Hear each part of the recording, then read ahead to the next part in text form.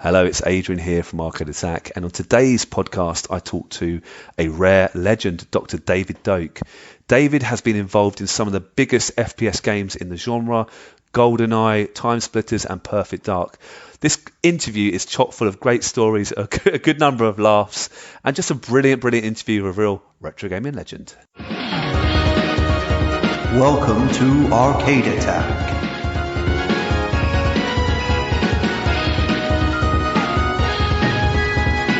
A retro gaming podcast for up to 4 players.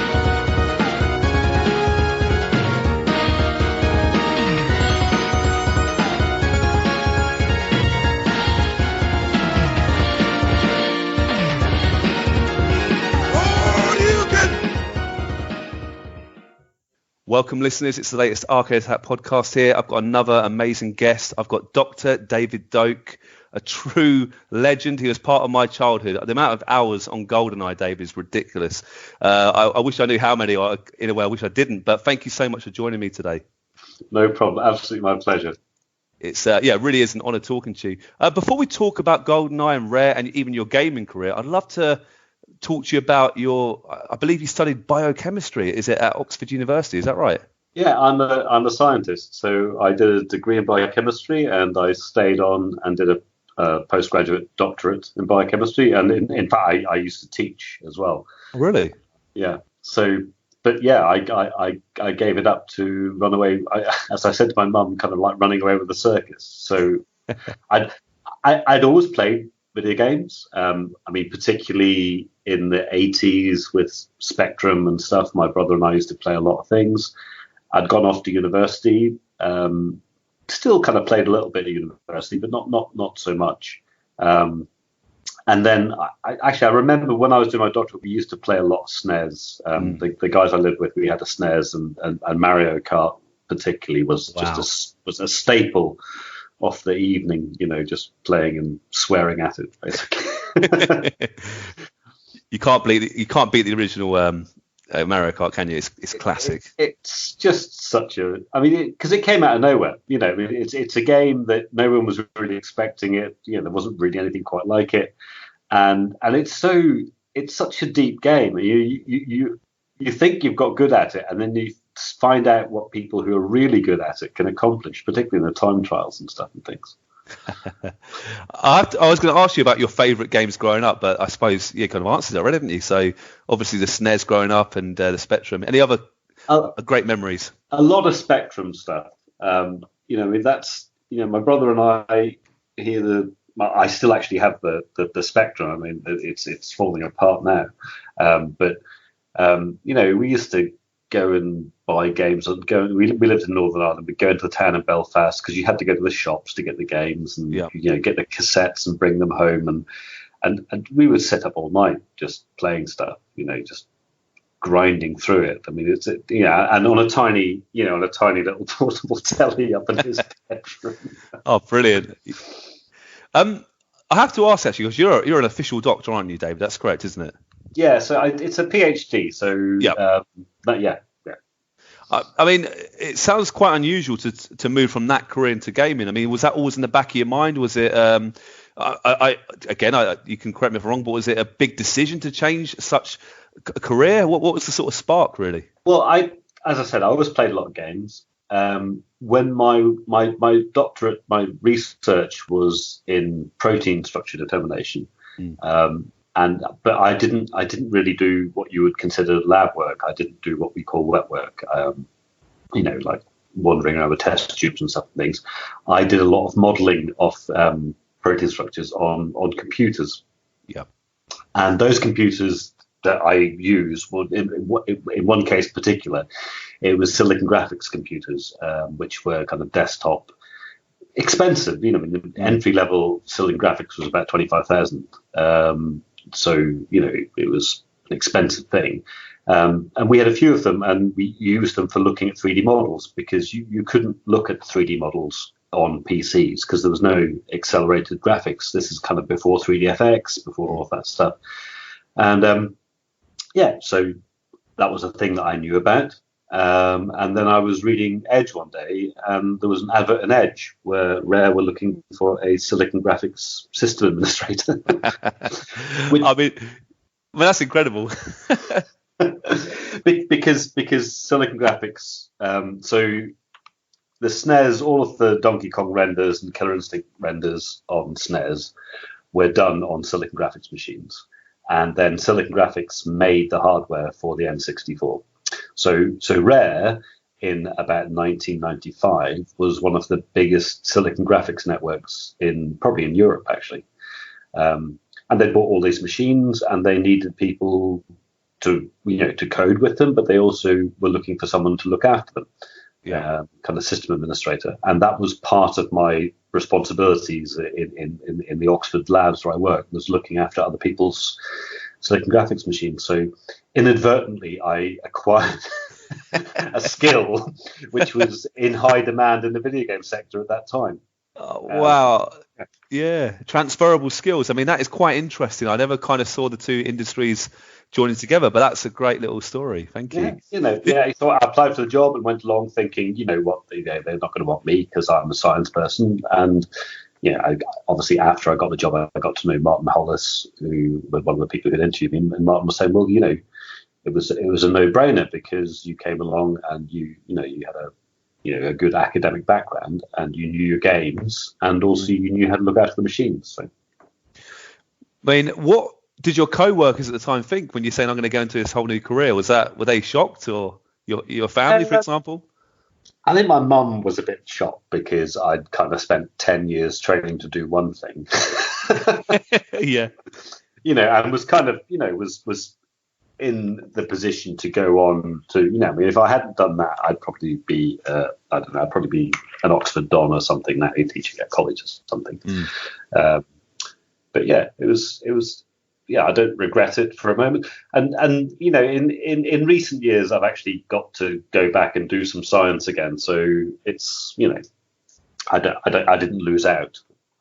Brilliant. Well, I know that a lot of people listening are thankful that you decided to change career because, well, let's talk about Rare because at the time when you joined them, they were really well respected. They had Donkey Kong and so forth. And but I think, well, what was the first game and what was the first game you worked on at Rare? What were the early days like when you first joined the company? So I officially at Rare, I only worked on two things, which were GoldenEye and Perfect Dark. However, when I joined for the first kind of, I think it was probably about 6 months, maybe less, 4 months, whatever, when I was just looking after machines, system administration.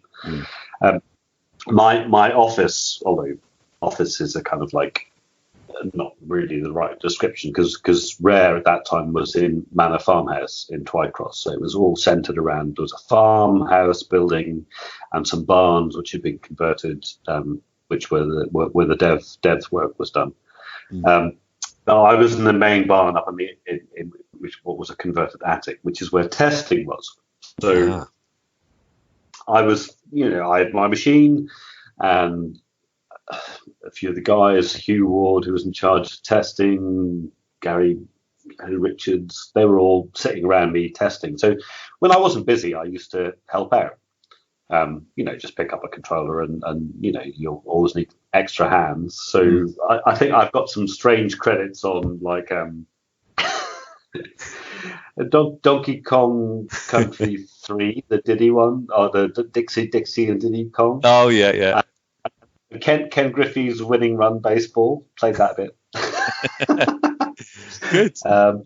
So and I think I've got a few credits which are kind of system support and stuff and things, but I wasn't directly involved in making the games, and it was a strange situation because Rare was very much all of the teams were in their own little barns and nobody got to see each other's stuff, but because I was the guy who went around to fix your machine, I got to go everywhere. So even though I just started the company, my key opened, literally it was a key. They had these very high security keys.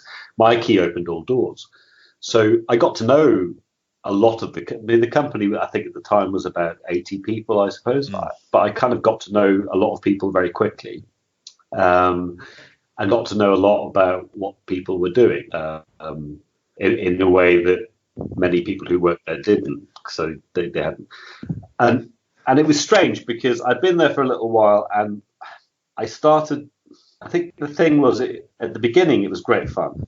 Yeah. And then I started to think, well, actually, it's really weird because, and as I described this to other people the same way, it was like being the guy in Willy Wonka's chocolate factory who went round and kind of changed the plugs. Yeah. So you got to see everything, but you weren't involved in it. You were kind of like, some kind of person. And I was going to leave. It was a big change going from, working in a university town and having a lot of things to do outside of work and stuff, to where I was quite insular. And I was going to leave. And then Owen Farmer, who was kind of production director at Rare, a guy whose name a lot of people don't know, but he was a very key person at Rare. He and Martin said, well, don't leave. Why don't you get involved in one of the teams? And Martin wanted me to get involved in the Bond team. Brilliant. That's amazing. I mean, where would your life be right now, do you think? I mean, obviously, I'm sure you'd be very successful, but maybe not in the gaming industry. Is that a fair statement, do you think? Well, when I was going to leave, I was going to go to New Zealand. I had some friends who'd gone to New Zealand, and they had said, well, why don't you come to New Zealand and do some academic stuff here? There you go.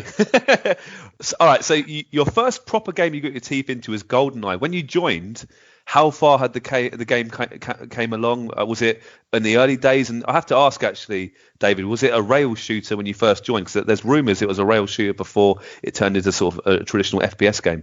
Yes, so the original design for GoldenEye that Martin and the team had done was basically it was going to be like Virtua Cop. Yeah. So it was 3D. I mean, it's kind of strange looking back on it because obviously there was no light gun. I mean, there was the analog stick was going to be a thing for moving a target around, and they built it around that. So the camera was on a spline that floated through the level, and you shot at things. Guards jumped out and whatever, and I guess that they were just about changing their mind about that. I mean, as Martin, I think Martin said in one of his interviews about it it's like we spent a lot of time getting to that point because it's weird nowadays. People can pick up Unity or Unreal, and in half an hour you can have some framework for a game. In those days, particularly the 3D stuff, it was, people spent months getting to a point where they could actually draw something on the screen. So, they put a lot of work into tools and rendering and all of that kind of stuff, and animation system, polygonal characters for a new thing at that time. And they had it all working, and Martin's quote about it was, it just wasn't fun.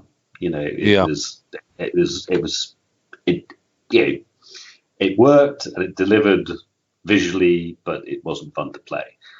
And the team were playing a lot of Doom. Doom was a big thing. Quake was coming. FPSs were taking off. And it wasn't really a lot of work to decouple it from being a scripted spline to being an FPS game.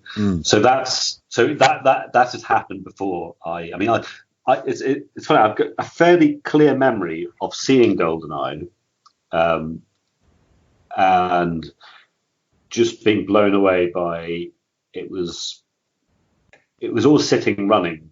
People would do stuff, but it'd be running. But the thing that it was the hand on the PPK, and just having that little bit of sway about it, and the hand model was clearly a detailed hand model, and because it had that kind of the Silicon Graphics Nintendo 64, all of the anti-aliasing, so it was soft looking, and it felt very. You could it just looked different to the kind of pixelated, kind of robotic FPSs that you were seeing on PCs at the time.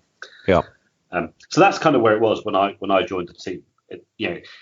Levels had been built, there was some stuff with the kind of scripted splines, but there was no real structure to levels or starting to work with the AI and what we call the level setup and stuff and things. And that's what I got involved with. Brilliant. I mean,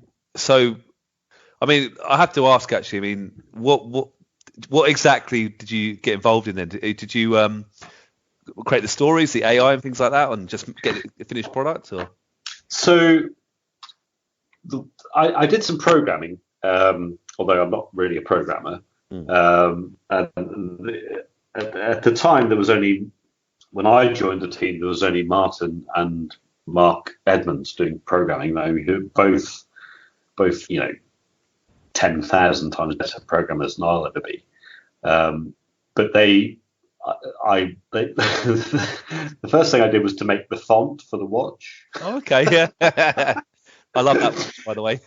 Yeah, so the watch was my thing. I spent ages on the watch, and kind of it was useful because I learned how to code a bit and I learned how to not break things.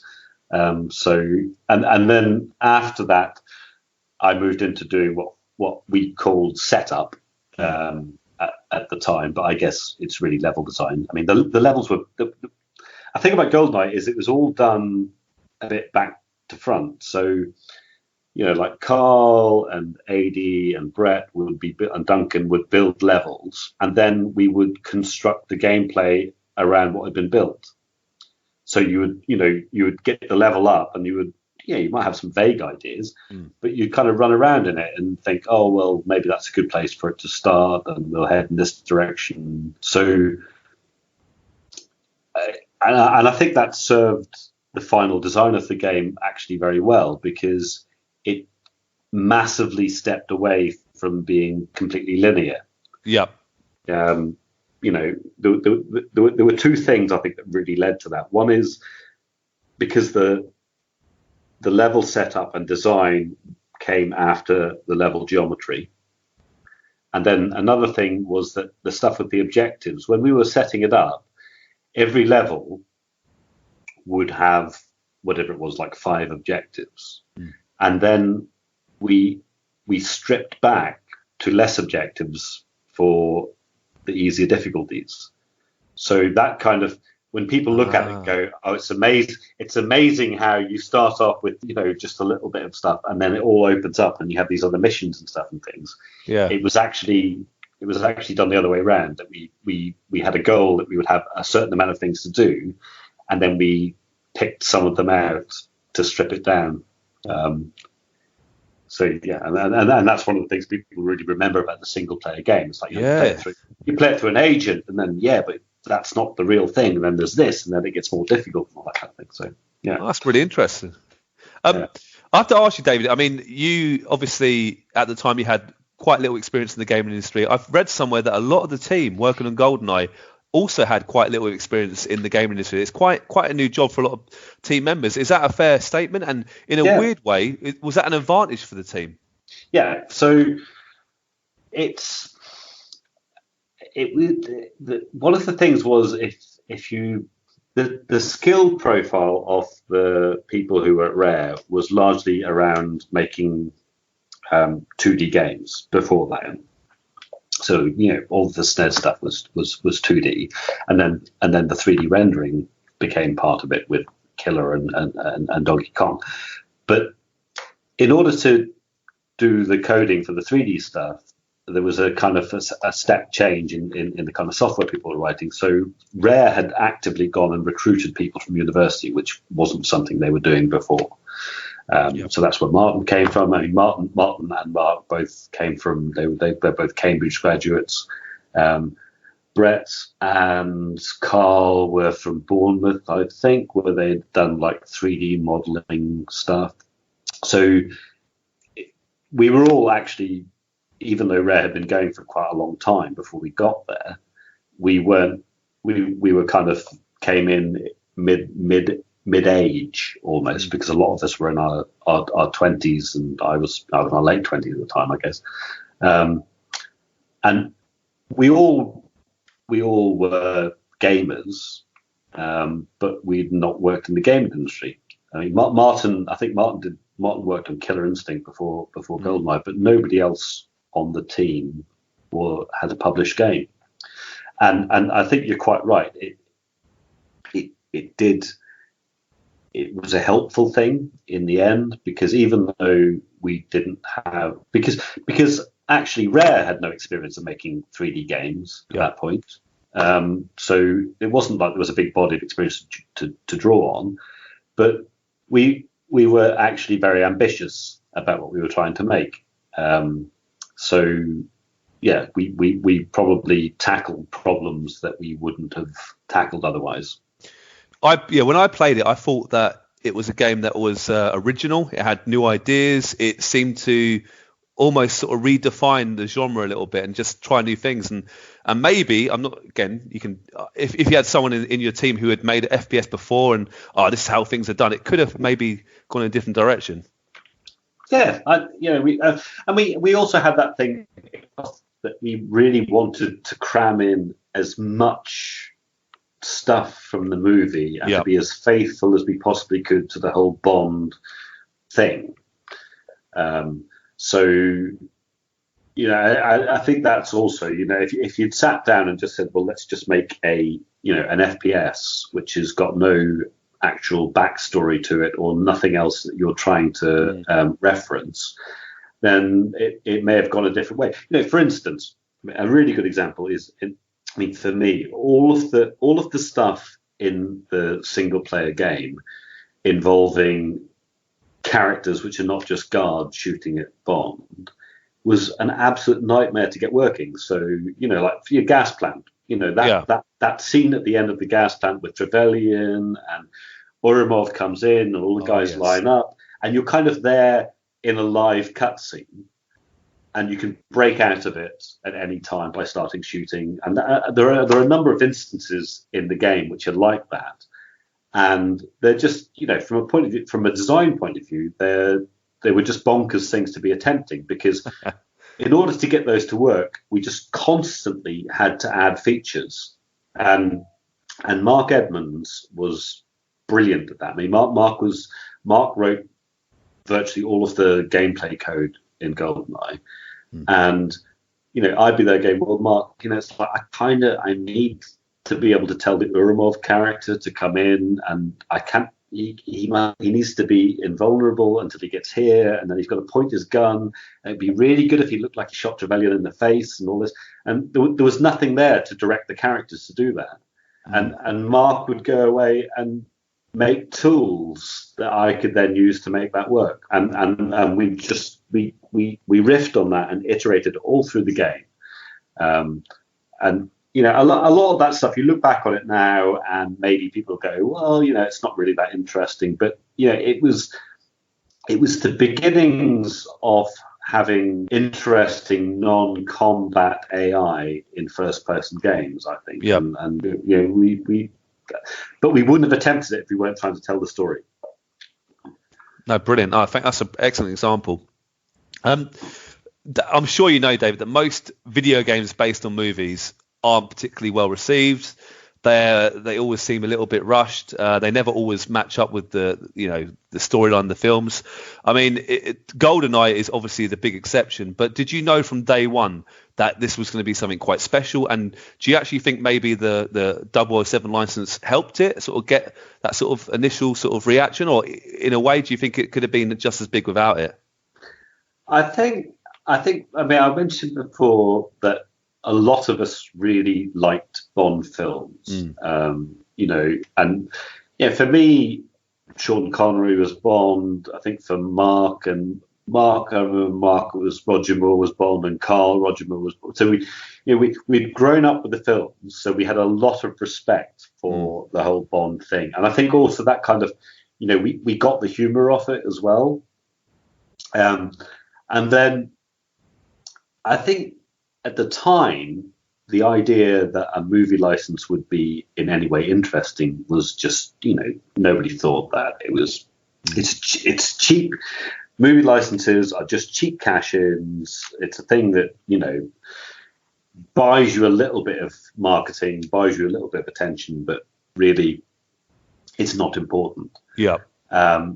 And I think probably when the game came out, it wasn't important, but it was as it grew, it probably helped the audience for the game to grow, because Bond was, I mean, Bond was still, it's still got some kind of coolness about it. Oh yeah, of course, yeah. I think it's never. I mean, I think particularly, it's funny.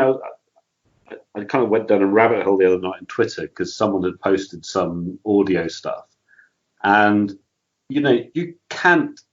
That's another thing about GoldenEye, which at the time I didn't really realize how talented the audio guys were. So Grant Kirkhope and Graham Norgate absolutely knocked it out of the park with the tunes in the game. Yeah. And I think, and in a way, they've aged better than the rest of the game. I mean, it's just, you hear the kind of facility music or the dam, and you just, all the memories kick in. And that's another thing, because that kind of, the repertoire of Bond film scores and stuff that they were allowed to draw on, they could go very close to doing stuff without there being any fear of it being, vetoed. So, and they were allowed to use that Monty Norman theme, the four chord thing, which is, which is Bond. Of course, yeah.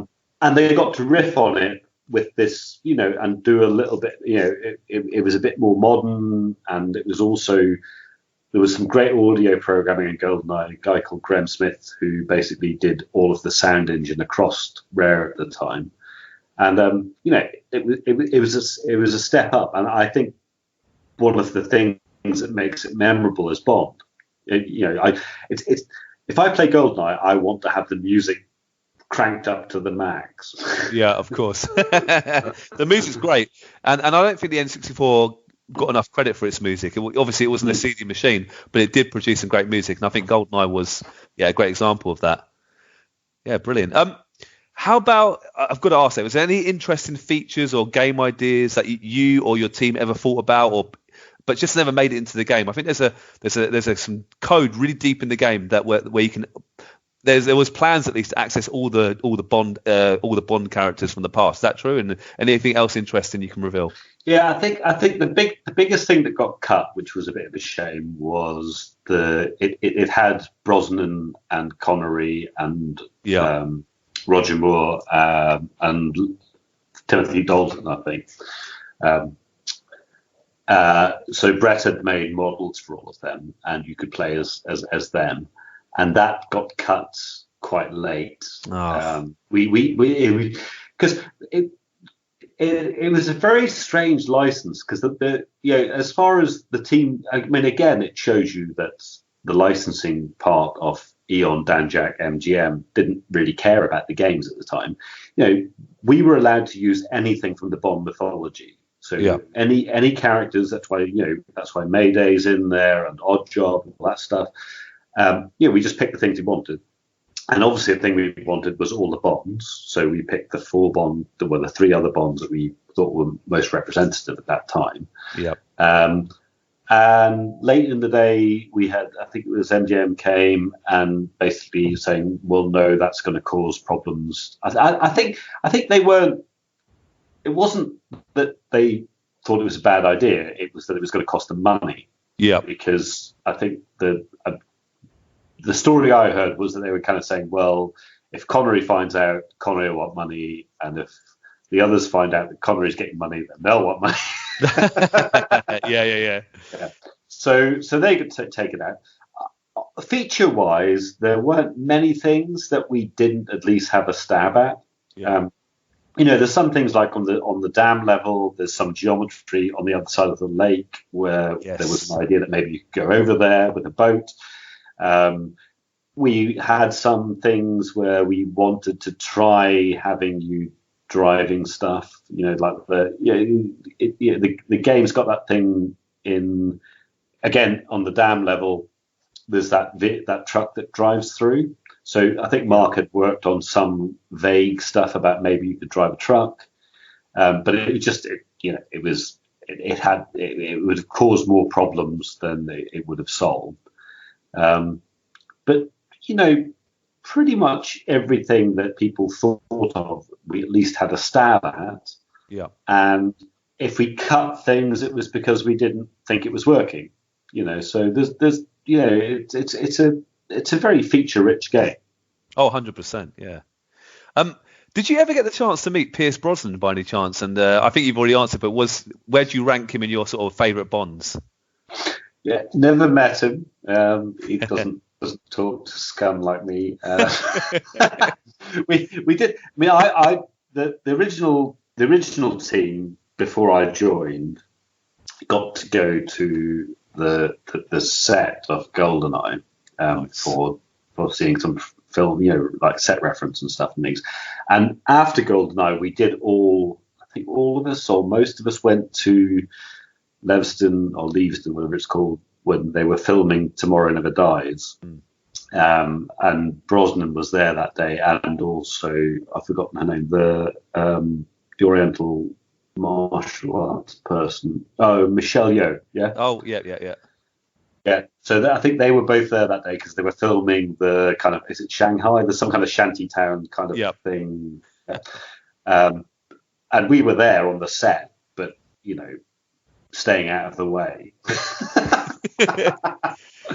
And yeah, so Connery is my favourite Bond by a long distance because for me it was Thunderball and me particularly Goldfinger. I just that it seems like a million years ago, but when I was growing up, it was that thing where you watched to see if the films came round when it was Christmas or Easter or whatever, and you got to watch them on the BBC or ITV. And if a Bond film, there was always a Bond film.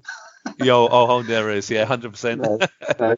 And I had my little Corgi Aston Martin DB5 with the little ejector seat and the rotating number plates and all that kind of stuff.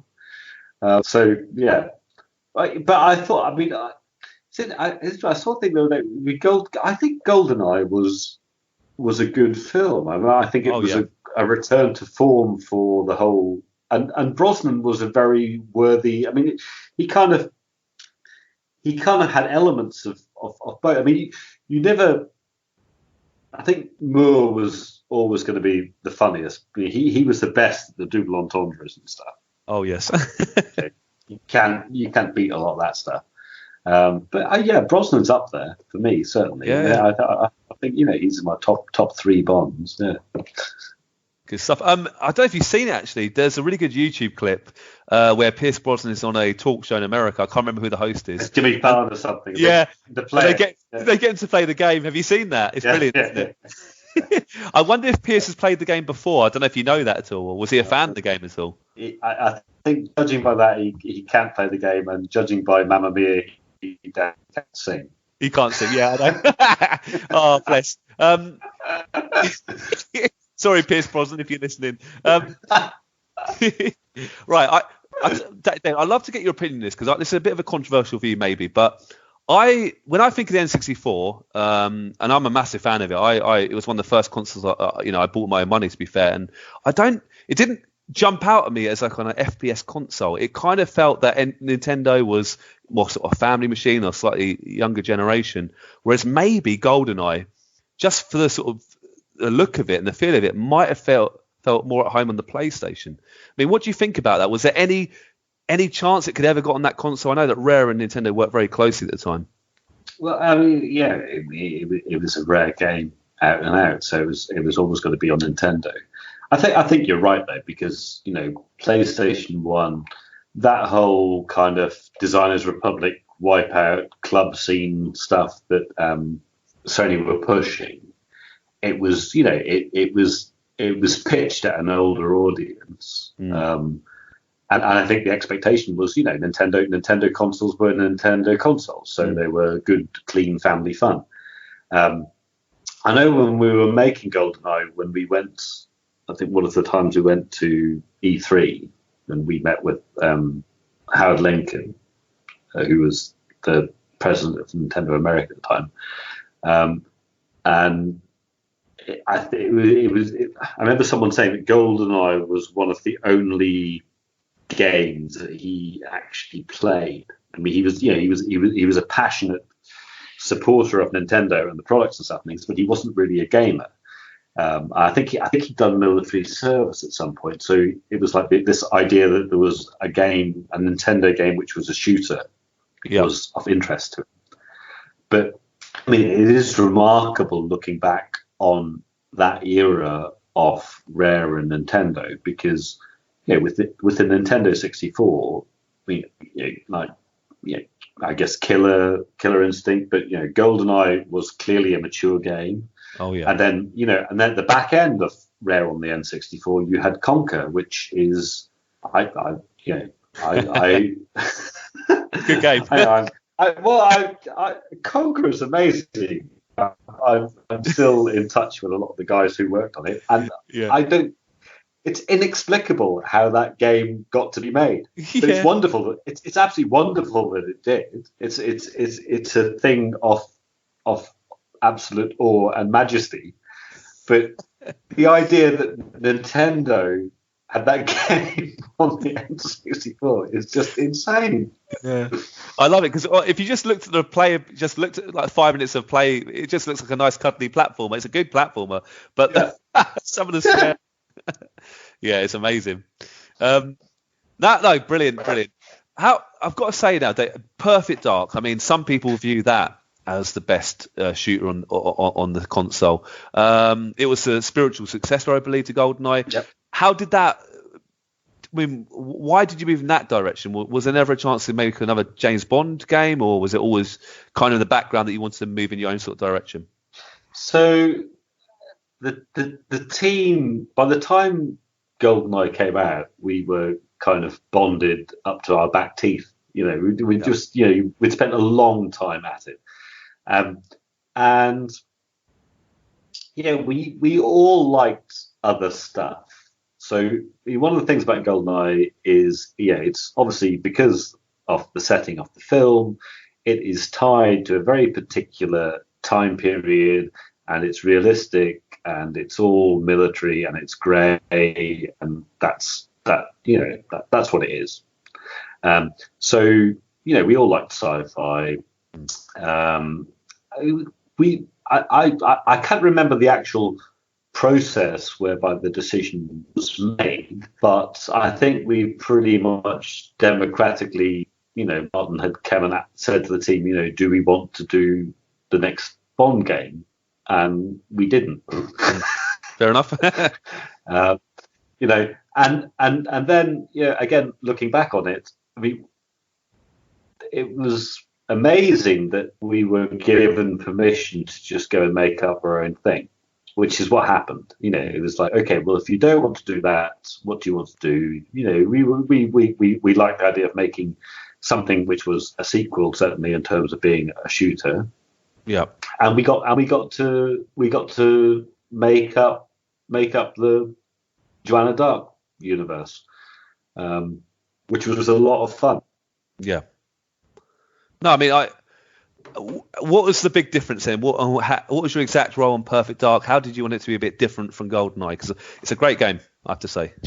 Well, so ultimately I left Rare at the end of '98. So GoldenEye came out August '97. So, probably I had 18 months working in Perfect Dark, because we were already thinking about it when the game was, before the game was released, because there's the lead time to release, and there's bug fixing and stuff, but you're not really making the game. You're just reacting to things that need to be fixed before it goes out.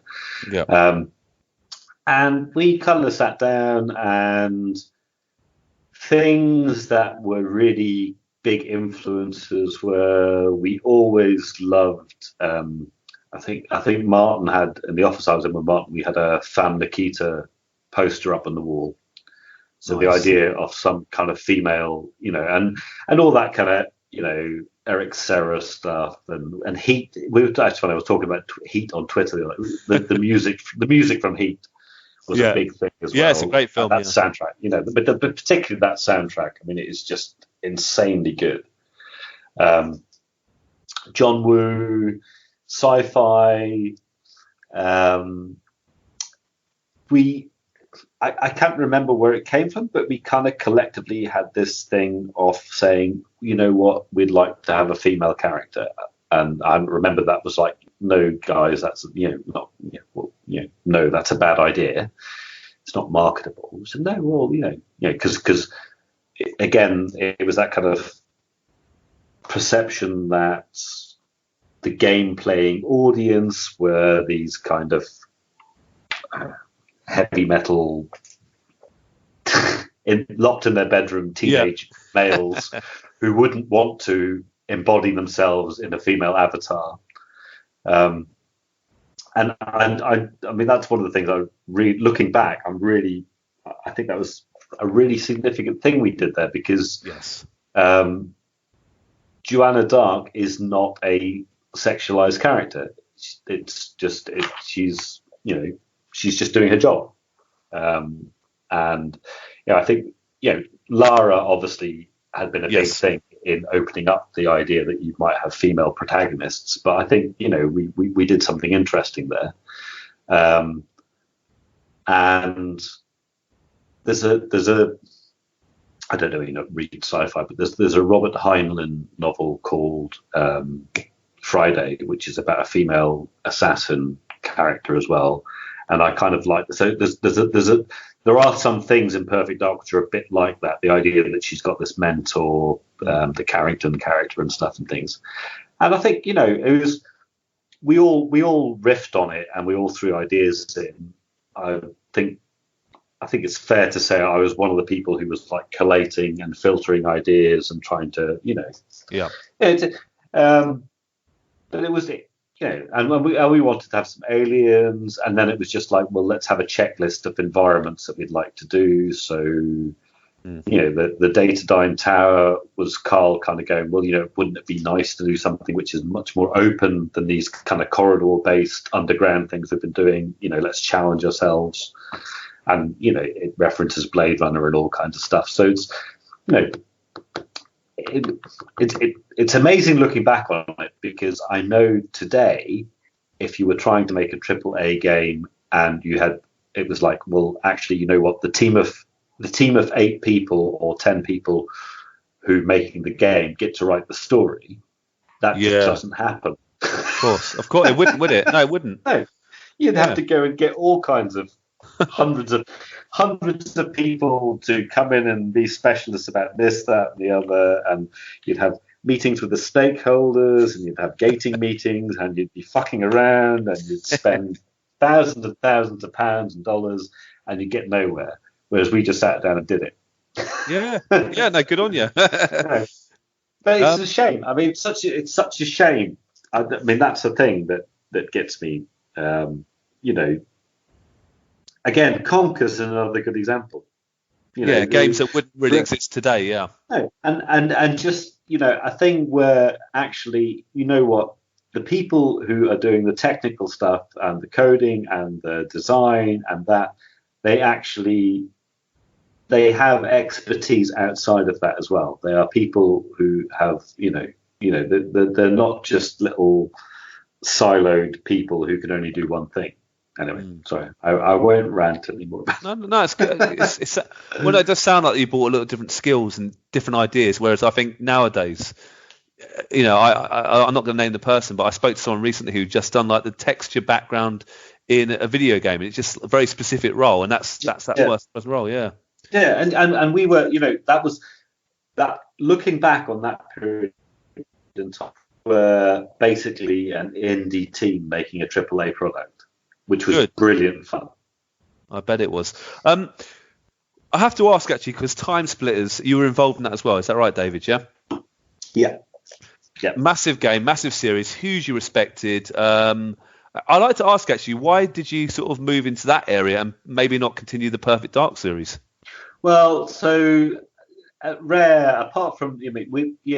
GoldenEye was a massive thing for Rare. You know, it kind of redefined what Rare was capable. I mean, Rare obviously had its own pedigree of the stuff that had gone before, but you know, I think GoldenEye. You know, if you I mean, I think Rare's just got this. They've just got this MCV kind of 30 years kind of, you know, studio of amazing depth and success. Yeah. But you know, if you ask what Rare was famous for, GoldenEye is always something that's at the very top of the list, if not at the top. And after we made the game, if you know, referencing what I said to you earlier, you know, a lot of us had come from academic postgraduate backgrounds. We all had ambition, and we could see that we had just made, you know, we laid the golden egg, as it were. So we were all going to management at Rare and saying, okay, so you know, how do our careers progress from here? Yeah. And Rare management were basically saying, well, you know, this is a family company and this is how it works, and you know, just make another game. So that was the beginning of the division that led to, I mean, Martin Hollis left, I left, Carl, Steve left, you know, a lot of us left. Yeah. You know, and you know, it was because we were saying, I think individually and the group, we were saying, we don't just want to do another thing and be the people who make things, because the decision making and the internal management that we've been doing with our team and how we've helped other teams in the company deserves more recognition. You know, and it wasn't just financial stuff, but I mean, there was a financial element to it, but it was also, you know, how can we, is there a structure whereby we end up in roles where we're directing what the company does or making some contribution to that? And you know, it was I think ultimately it was a clash of mindsets. You know, I mean, I've got, as years have gone on, my respect for Tim and Chris has grown considerably, because looking back on it, I can see that they actually did insulate the teams from a lot of friction and unpleasantness that would have made their jobs harder. So, like, you know, when I say to you, you know, we had the privilege of being a small indie team working on a AAA project.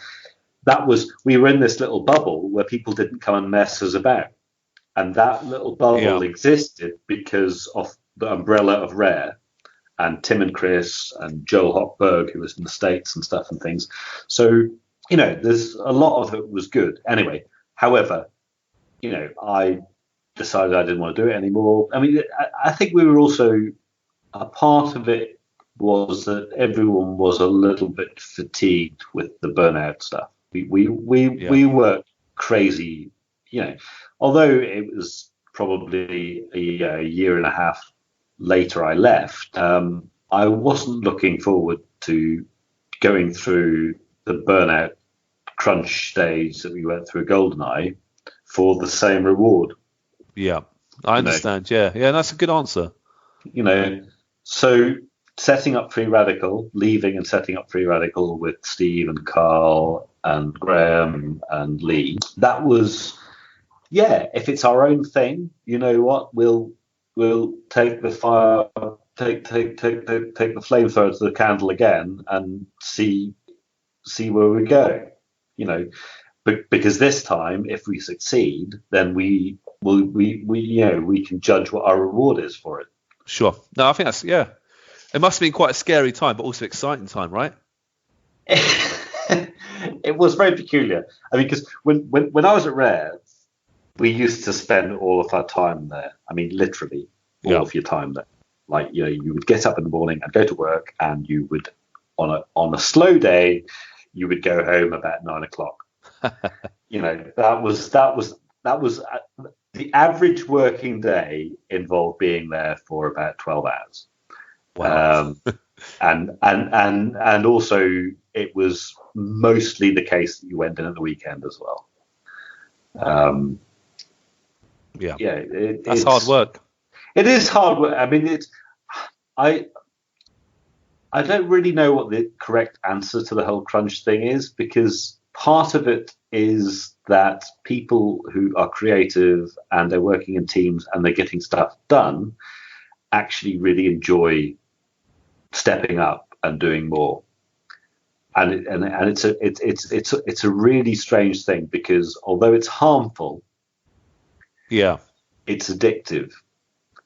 And I think at Rare it was that was a lot of what we did. I mean, it was just the addiction of being creative in the team and getting a lot done. And there was pressure to do it as well. I mean, there was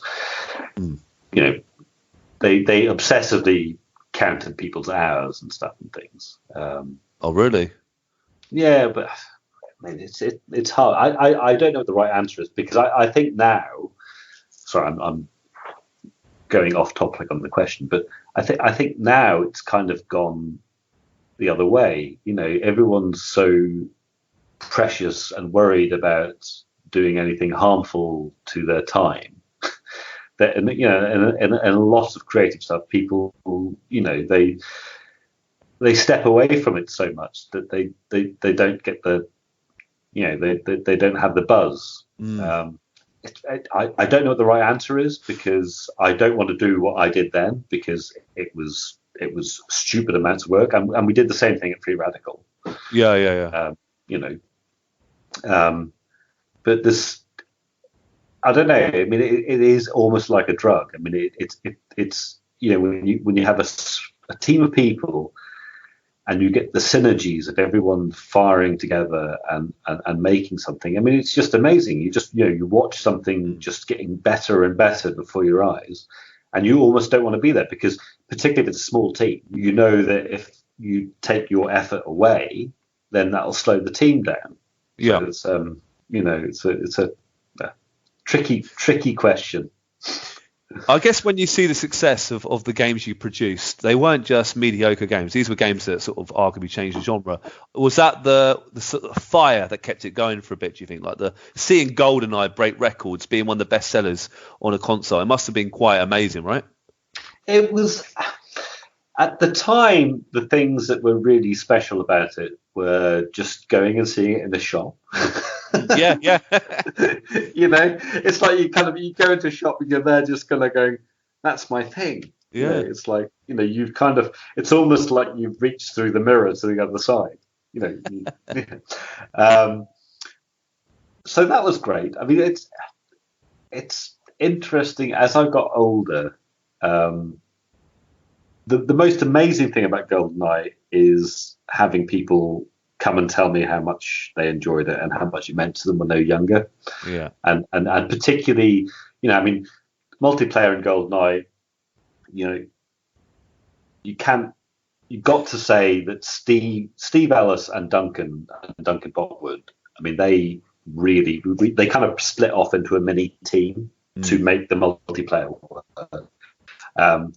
I think without the multiplayer, we probably wouldn't be talking about it today. Possibly, yeah. I think it would have been an important game. It wouldn't have had the legs that it had.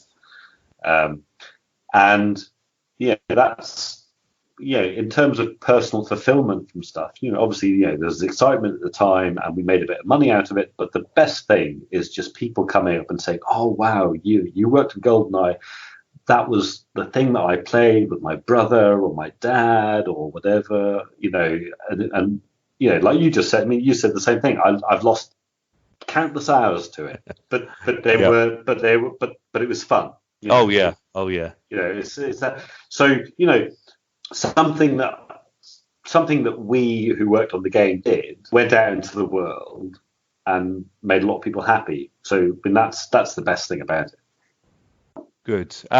Really briefly on TimeSplitters, David, just going to ask you about that. Why did you move in that sort of direction? It's still an FPS game, but it went in a bit of a different direction than the previous two games. What was your exact role, and how do you reflect back on that particular title? Okay, so TimeSplitters was just us, again, in the same way that Perfect Dark was us going, oh, let's not make another 1980s military Russian shooter. Let's make some sci-fi. TimeSplitters was, oh, you know what? Let's just make every genre. So TimeSplitters was, it was make a good multiplayer shooter on PlayStation 2, and let's do military. I think our three touchstones on the first one were crime, sci-fi, and horror. Yeah. And then you do the different. So there's like 9 missions, and they are 3 sci-fi, 3 crime, 3 horror, and just spread across time. So it was variety. It was all about variety. And then the other thing about TimeSplitters, which Steve and I particularly were really, really keen on, was the map maker and making a tool for people to make their own stuff. That was what we wanted. Yeah. We wanted to make it, I guess, in the same way that you're making, a game's a toy. We wanted our toy to be Lego, so that was a big thing. Okay, no, brilliant. What's your views on the new Time Splitter game that's coming out? Are you involved in that at all? The one that's in development? So I think so. Steve is working with. Well, there's 2 things. There's Rewind, which is a fan project, and then I think Steve is now at. He's involved with Deep Silver and THQ. So yeah, they're trying to do something with it, because the IP ended up. When Free Radical went under, the IP ended up getting owned by Crytek, who, don't know, not very fond of Crytek, but they sat on it. And THQ Nordic, Embracer, as they now are, they picked up a whole bunch of IPs. They've got like Shenmue and Darksiders. TimeSplitters. So yeah. It would be really interesting to see what happens with that. I mean, I think TimeSplitters. I mean, it's funny. Just before we were started the interview, I was saying I was just messing around playing Fortnite. Fortnite to me looks like what a lot of the stuff in Fortnite is TimeSplitters. And in the same way that Overwatch as well, I think a lot of that is wouldn't have happened because TimeSplitters. I mean, we had such a strange thing with Free Radical where after Future Perfect, the third TimeSplitters game, we'd had rocky relationships with a lot of publishers, which I think was really because we were demanding people to work with, because we were demanding in terms of we wanted to be rewarded properly for what we were doing and for the games to be properly marketed and delivered. And we had this thing with people saying, well, nobody knows how to sell TimeSplitters because it's a whole bunch of random stuff. It's not, it's cartoony. It's a bit silly. It's not what people want. And then, a couple of years later, Team Fortress comes out, and yeah, and you're kind of watching it from the sidelines, going, "Yeah, what we said." Yeah, well, it was quite an unusual game, wasn't it? It did take things into, especially FPS games. They're usually quite serious, aren't they? Yeah. And yeah, you've kind of, well, you saw the future. Yeah, it didn't care what it was. I mean, well, why would you? I mean, it's funny because it was kind of ahead of that idea that people actually like to choose how they portrayed themselves in the game. They like to choose their avatar. They like to choose what they did. So there's a lot of variety in the way you play the game, and they like to create user-generated content. I mean, the map maker, the amount of flack we got from every publisher we work with, and from the first parties as well. Really? Why are you making a thing? Why are you making this? And it's like, well, okay, so look at Dreams that just came out the other week. Yeah. Fair enough. I have to ask, actually, did you ever work, David, on any games that were never actually released? And if so, is there any interesting sort of juicy titles you think could have been successful? Well, Steve and I, after Free Radical went under, Steve and I worked together for a while looking at Facebook stuff. So this was, I guess, 2009, I suppose. Yeah. And Facebook at that point, it was, I don't know. Do you remember poking people on Facebook? Oh, yes. Super poke and all that kind of stuff? Yeah. And it was Facebook was starting to become a gaming platform. And it's when Mafia Wars came out and all the Zynga stuff and things like that. And it was like the Wild West. It was just absolutely bonkers. And Steve and I, with we had some other people working with it, but it was mostly us, made a thing that ended up being called, it was going to be Gangster Pets, and then it was Zombie Pets. And it was kind of like, it was a clicker, but you kind of clicked through little stories, and it was a bit like Mafia Wars, and you bought upgrades and stuff and things and that. Yeah. And I think we made something quite good. Yeah. But what we rapidly found out was that we were competing against Zynga, and Zynga were in California with Facebook, and so we would have this thing. Our game would completely get broken because Facebook would change some rules. Yeah, they'd change the way it worked, and our thing would just fall over, and Steve would scramble to get it all working again. But strangely, the Zynga stuff never broke. I wonder why. So and it was interesting because we were trying to make something, and we kind of had this goal that we would make something that was actually, it had some fun about it. Yeah. But that was the beginning of microtransactions and all of the horrible cancer that became. Mm-hmm. So particularly the kind of grinding and unlocks and also, I mean, I don't mind systems in games which, buying stuff in games, even if it's like microtransactions, I think is okay if it is completely transparent about what you're getting. Yeah. That's a fair proposition. If you're honest about what you're selling people, then they can choose to buy it or not. Yeah. But it looks now like legislation has finally started to put a nail in the coffin of it. But all of the basically gambling and preying on vulnerable people that the games industry has gone through in the last kind of 5 years or so is just obscene. It's agreed. I agree. Oh yeah, so we did some stuff on Facebook, and I think we did some stuff which was quite fun. You can't look at it because it ran on Facebook as Facebook was then. It's all gone now. It was interesting. I mean, yeah. No, good stuff. All right, David, I've got to approach the elephant in the room. I've got to talk about Oddjob, a very, very controversial character in the game of GoldenEye.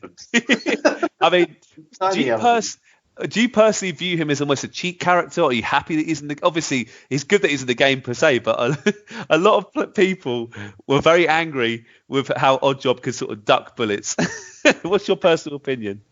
My personal opinion is that I think it's brilliant that you put him in the game. Yeah. It's because even if it was only for the controversy that it ended up generating, but with GoldenEye and with all the TimeSplitters games, I mean, we were always the best experience of those games, and I think actually the best experience of gaming is the kind of couch multiplayer thing. People sitting around, watching the same screen, having a bit of fun, and that thing. It's like, well, if somebody wants to be the character which has got some unfair advantage, then you know what, you do it because you are going to get such stick about it. Yeah. It's like,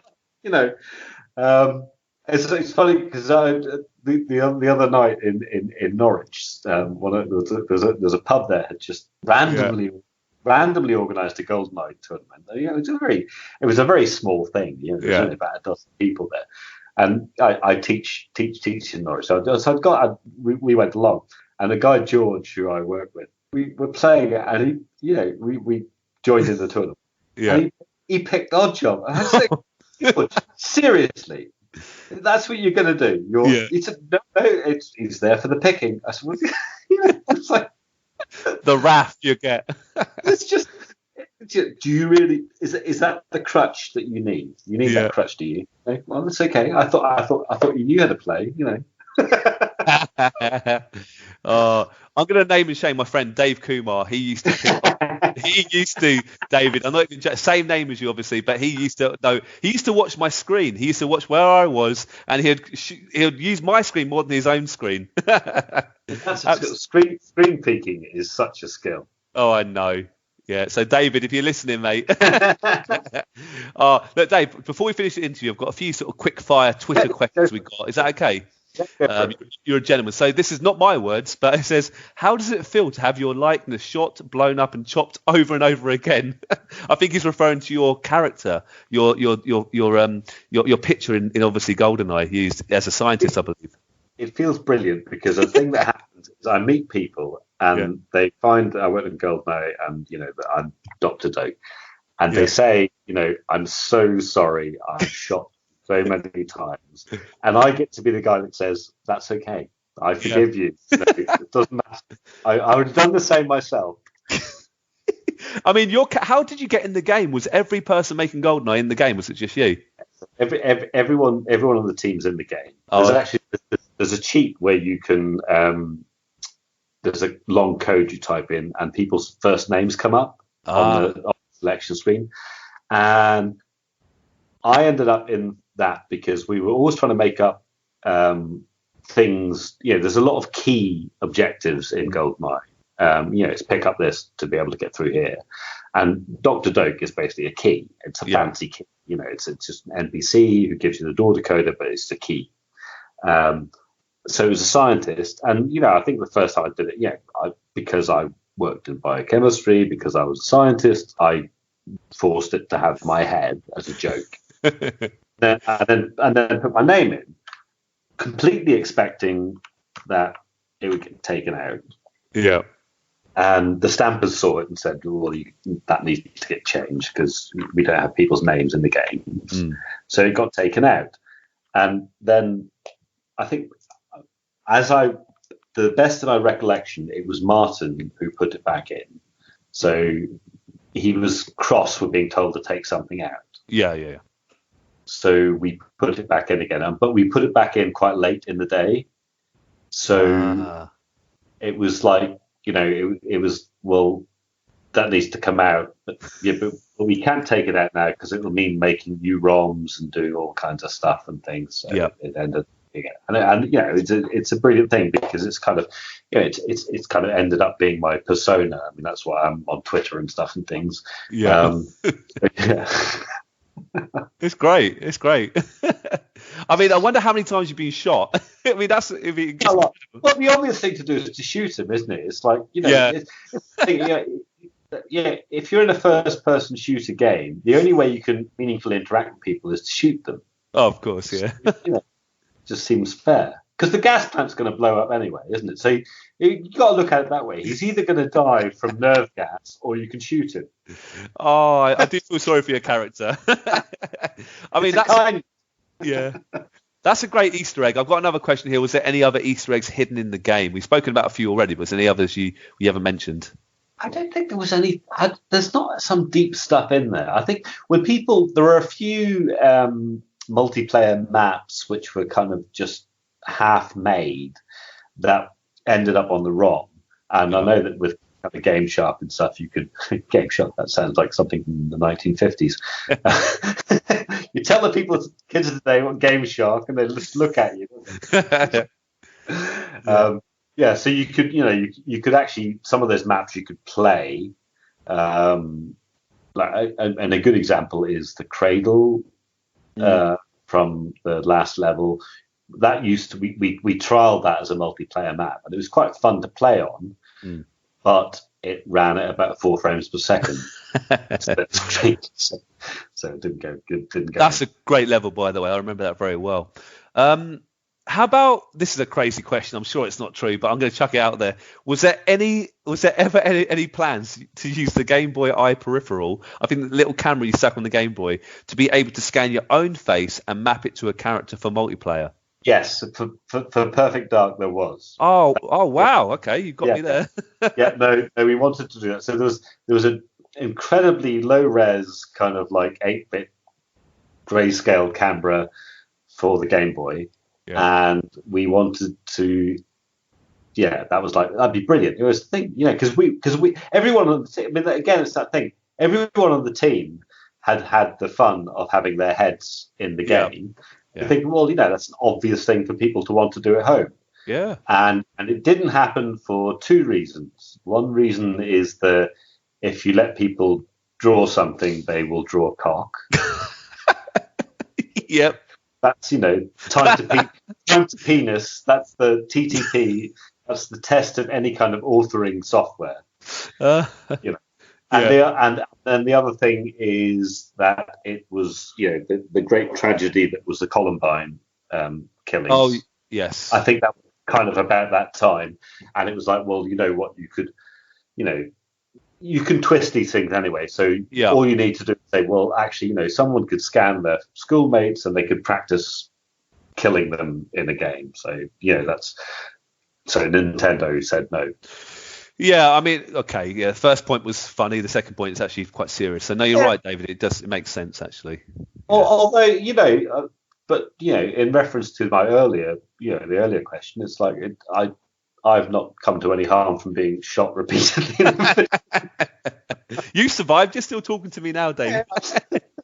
Right, TimeSplitters. What are your favourite characters in the series? Have you got like a top 3 favourite characters in the game? That's really hard because I every time I look at TimeSplitters, I just fall in love with a number of the characters. I've got a massive soft spot for Corporal Hart, who was the kind of sidekick who got killed in TimeSplitters 2. And then I think because Future Perfect developed... Oh, no, okay, here's another one. Another character who wasn't developed in Future Perfect is Viola, who's the kind of Harlequin skin, kind of... She's got the kind of jester hat with little tinkling bells on it. Yes. Not damn protagonist. Really like Viola.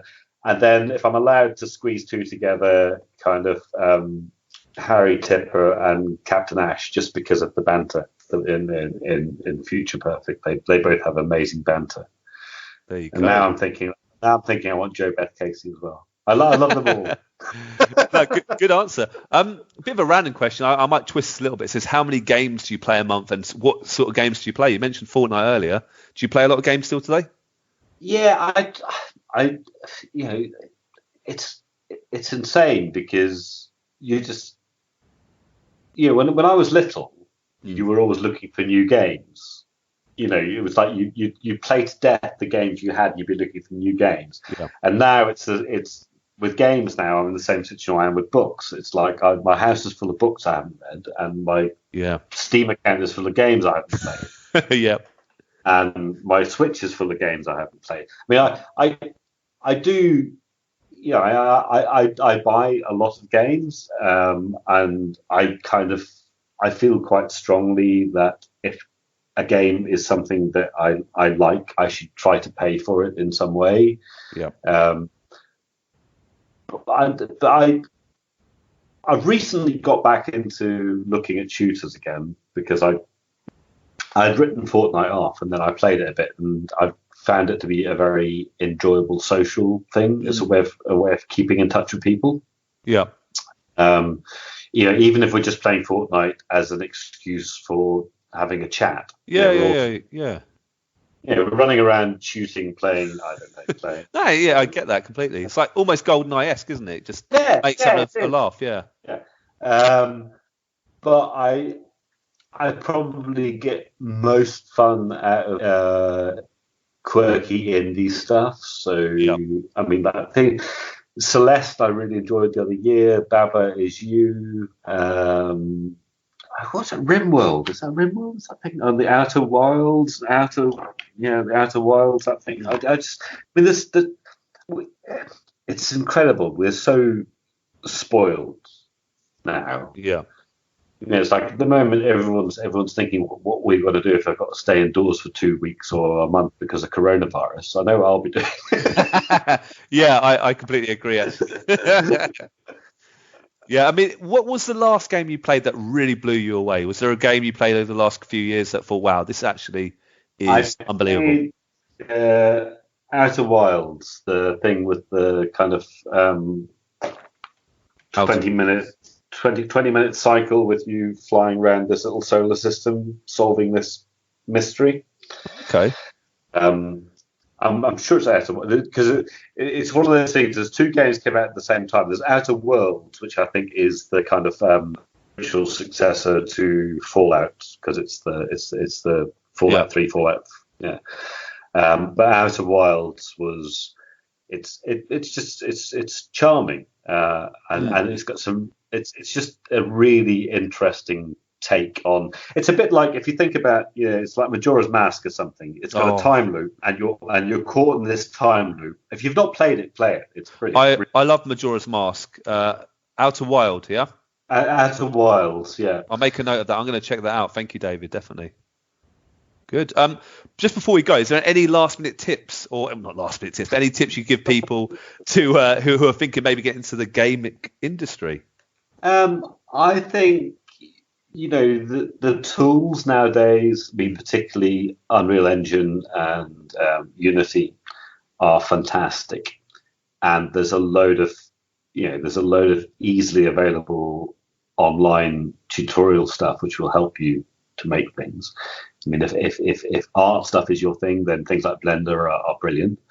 What I would say to anyone who's thinking about doing it is just try making some stuff. But if you're making stuff, make something simple, finish it.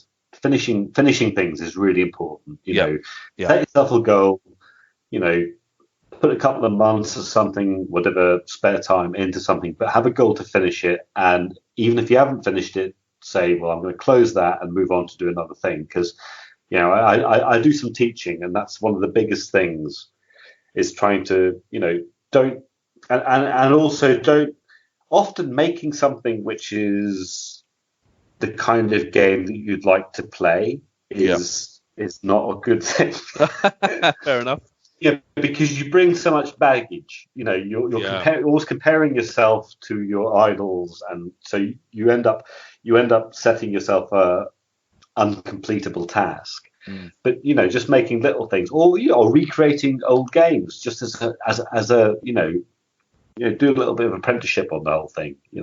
But the tools now are amazing. Obviously, for a bunch of this stuff. You obviously need to have a decent PC. Yes. But you're not going to be spending money on software. And then things like, I played a bit with Dreams, the Media Molecule thing that's come out the other week. And that's if you've got a PS4 and maybe you don't have a PC, that's a good thing to tinker around with. Tinker around with making stuff.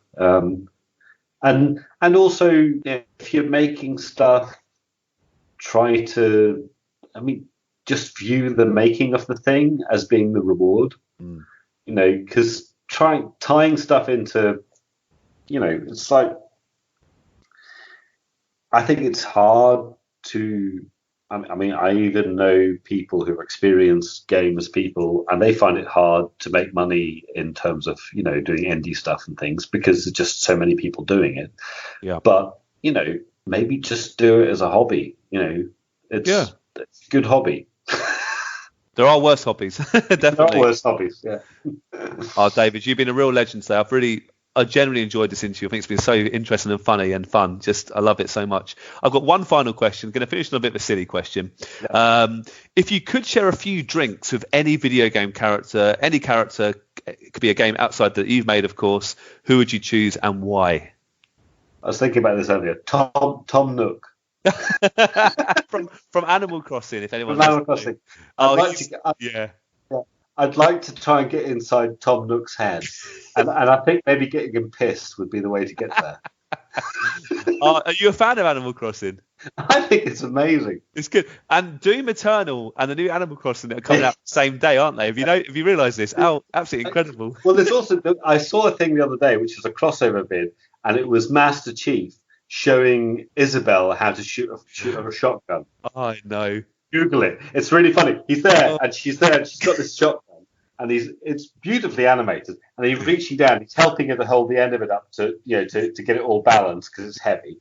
And then she shoots it, and it kicks back and knocks her off screen. And he shakes his head, and then you kind of hear her fuffling around off screen, and she comes running on, just shotgunning like crazy. She's got the taste for it.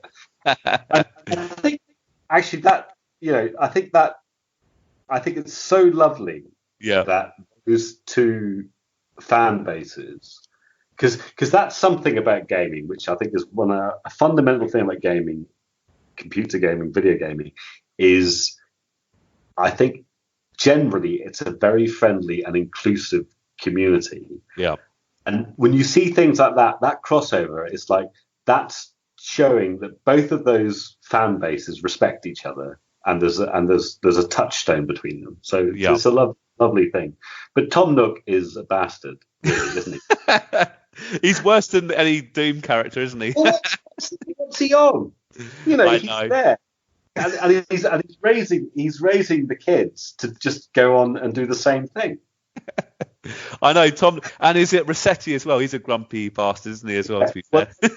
I think they toned him down. I think Rossetti's because Rossetti used to be quite nasty. Yes, he did actually. Yeah, he's toned down. But yeah, Tom Nook, I just love it. It's funny. I'm looking on my desk. I'm not a massive Animal Crossing fan. Yeah. But there's just something about it. And I've got on my desk, I've got a Tom Nook amiibo, and I've got KK Slider as well. And KK Slider is the dude. Yeah, he is. David, mate, that's a great answer. That's probably one of the best. We often get Lara Croft. I'm not going to lie. When I ask guests, they say Lara Croft. I'd rather have a drink with Tom Nook. I'm with you. Tom Nook, that you'd be watching the sun come up with a bottle of whiskey, wouldn't you? Oh, yes. There's depth there.